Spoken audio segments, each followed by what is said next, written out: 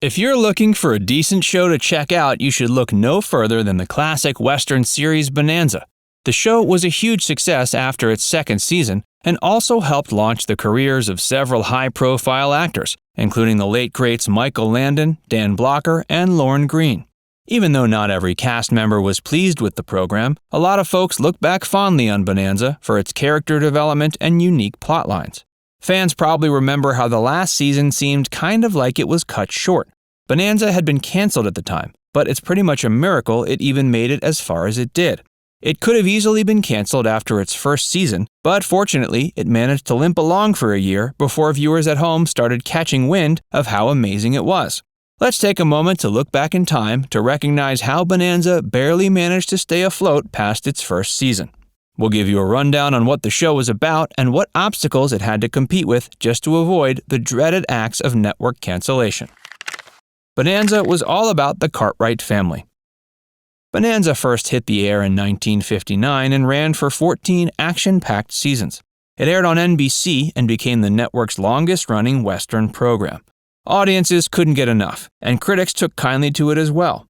Over the years, Bonanza won numerous awards and earned itself many well-deserved accolades. The cast of the show featured celebrated actors like Lorne Greene, Michael Landon, and Dan Blocker. The story hinged around Ben Cartwright and his three sons, Eric or Hoss, Adam, and Little Joe. The brood lived on a huge ranch named the Ponderosa in Nevada. Bonanza was not your average Western series. Instead of focusing on life out on the range, the plot centered around the interpersonal relationships and drama between the main characters. Landon played the fan-favorite character Little Joe, and he skyrocketed to popularity due to his stellar performances. The actor grew so accustomed to being on the show, he even ended up writing and directing several episodes. Even though he had to deal with one tragedy after another, Little Joe ended up prevailing at the end of the day. When Dan Blocker passed away, his character Hoss sadly had to be written off the show. When the series dealt with his passing, it marked the first time in history that a popular TV show addressed the death of one of its primary characters. Hey, if you're enjoying this so far, make sure you give it a like and subscribe to Facts First if you haven't already. And stick around for more little-known facts about Bonanza. Bonanza ran for 14 seasons. Despite the fact that Bonanza enjoyed a fairly strong run, it was eventually taken off the air in 1973. It had a large fan base at the time, and a lot of people were shocked when it was suddenly canceled. There were several major setbacks that resulted in the cancellation. For one, it was set in a very difficult time slot. Then, when Hoss died, the creators of the series had to suddenly halt production and reevaluate what they were doing. They weren't prepared with having to deal with this kind of loss. When Blocker died at age 43 from complications of gallbladder surgery, the writers had to scramble to figure out what to do. Before shooting the 14th season, he had suffered a pulmonary embolism, which resulted in blockage to an artery in his lungs.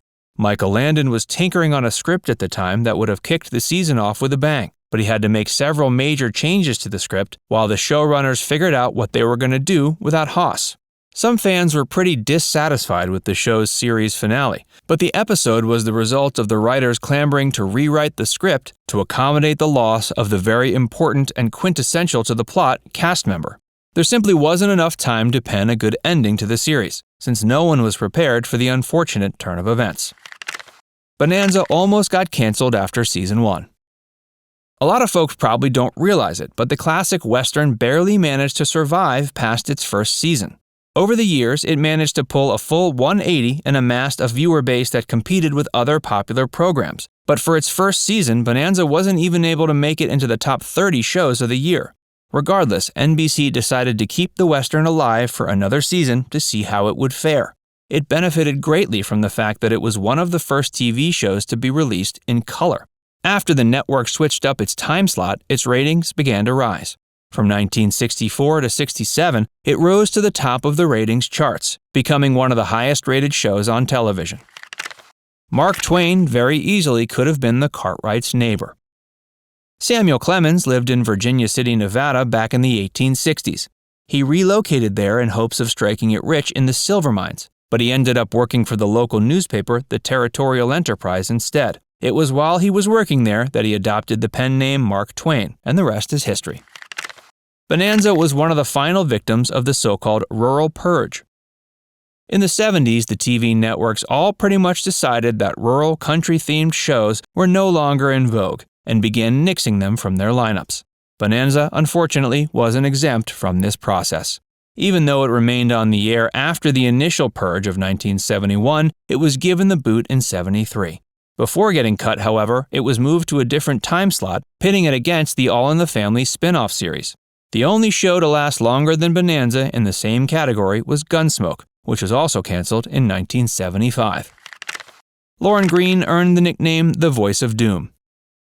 Lorne was a Canadian actor who first got his start in the industry as an announcer for the Canadian Broadcasting Company during the Second World War. His official nickname when he was on the air was the Voice of Canada, but his signature deep booming voice coupled with his notoriety for delivering the stressful news about the war led many of his fans to refer to him by the nickname the Voice of Doom. Dan Blocker broke records as a baby. The husky actor weighed a hefty 14 pounds at birth. At that size, he was actually the record holder for the biggest baby born in Bowie County, Texas. The incredible record still stands to this day.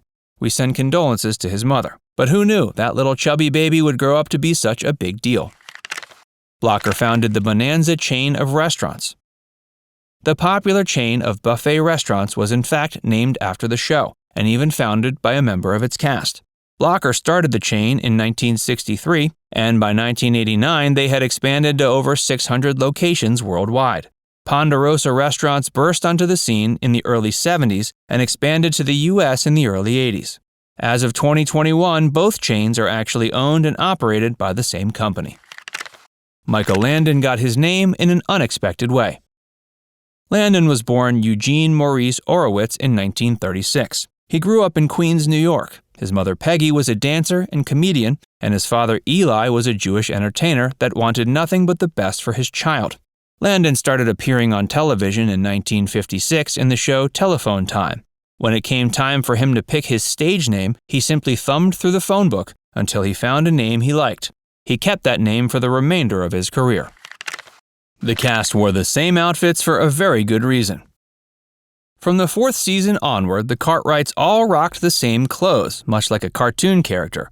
Standardizing the outfit choices made it much easier for the producers to make use of stock footage for various sequences. It also made it easier for them to duplicate the wardrobe choices for the stunt doubles. Most characters wore wigs. During the last several seasons, Lorne Greene, Roberts, and Blocker all had to wear wigs because their natural hair had begun to thin. Greene and Roberts started off wearing hairpieces for the program, but Blocker started wearing a toupee in 1968. There's a Bonanza Christmas album.